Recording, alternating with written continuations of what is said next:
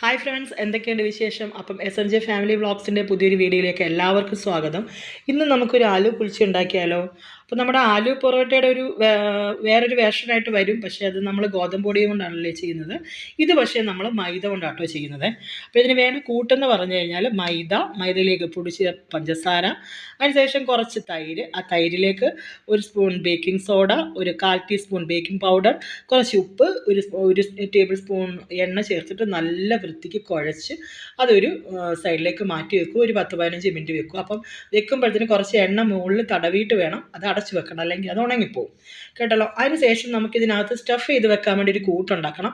ആ കൂട്ടിന് വേണ്ടത് ഇത്ര സാധനമേ ഉള്ളൂ. കാരണം 3-4 ഉരുളക്കിഴങ്ങ് എടുത്ത് പുഴുങ്ങിയിട്ട് അത് നല്ലതുപോലെ ഗ്രേറ്റ് ചെയ്തെടുക്കുക. ആ ഗ്രേറ്റ് ചെയ്ത് വെച്ചേക്കുന്ന ഉരുളക്കിഴങ്ങിലേക്ക് അരിഞ്ഞു വെച്ച സവാള, പച്ചമുളക്, ഇഞ്ചി ഇത് ഇട്ടതിന് ശേഷം അതിലേക്ക് മുളക് പൊടി, മല്ലിപ്പൊടി, കുറച്ച് മഞ്ഞൾപ്പൊടി, പിന്നെ ജീരകത്തിൻ്റെ പൗഡർ, വലിയ ജീരകമല്ല ചെറിയ ജീരകത്തിൻ്റെ പൊടി.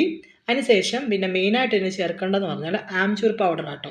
അപ്പം ആംചൂർ പൗഡറിന് പകരം നമുക്ക് ചാറ്റ് മസാല ചേർക്കാം. പക്ഷേ ഇവിടെ ചാറ്റ് മസാലയുടെ സ്മെല്ലും അതിൻ്റെ ആ ടേസ്റ്റൊന്നും ആർക്കും ഇഷ്ടമില്ലാത്തതുകൊണ്ട് നമ്മൾ കൂടുതലും ആംചൂർ പൗഡറാണ് ചേർക്കുന്നത്.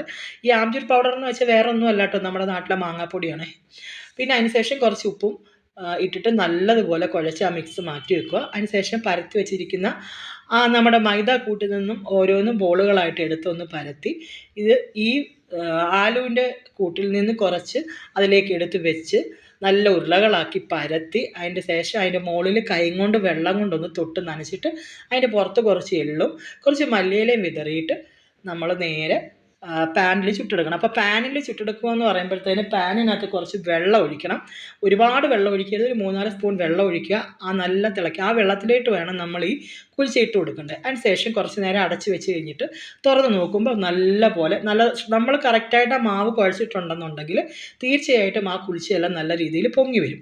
അപ്പോൾ പൊങ്ങി വരുന്ന കുൽച്ചയുടെ മുകളിൽ നല്ല രീതിയിൽ എണ്ണയോ നെയ്യോ ബട്ടറോ തേച്ച് കൊടുത്തിട്ട് അങ്ങനെ തിരിച്ച് മറിച്ച് വിട്ട് ഇതിൻ്റെ കളറൊന്ന് മാറ്റിയെടുക്കുക. അതിന് ശേഷം നമുക്ക് സെർവ് ചെയ്യാവുന്നതാണ്. അപ്പം വളരെ ടേസ്റ്റി ആയിട്ടുള്ള ഒരു കുൽച്ചയാണിത്. അപ്പം നമുക്കിത് സാധാരണ ഓവനിൽ അല്ലെങ്കിൽ ഗ്രിൽഡ് ചെയ്തിട്ടൊക്കെയാണ് ഈ കുൽച്ച ഉണ്ടാക്കുന്നത്. അപ്പം നമുക്ക് ഇങ്ങനെയും ചെയ്തെടുക്കാം. അപ്പോൾ എല്ലാവരും ഒന്ന് ട്രൈ ചെയ്യണം. നിങ്ങൾക്ക് ഇഷ്ടമായെങ്കിൽ വീഡിയോയിൽ ഒന്ന് ലൈക്ക് ബട്ടണിൽ ഒന്ന് അമർത്തിയേക്കുക. പിന്നെ അതുപോലെ തന്നെ വീഡിയോ സബ്സ്ക്രൈബ് ചെയ്യാനും മറക്കരുത്.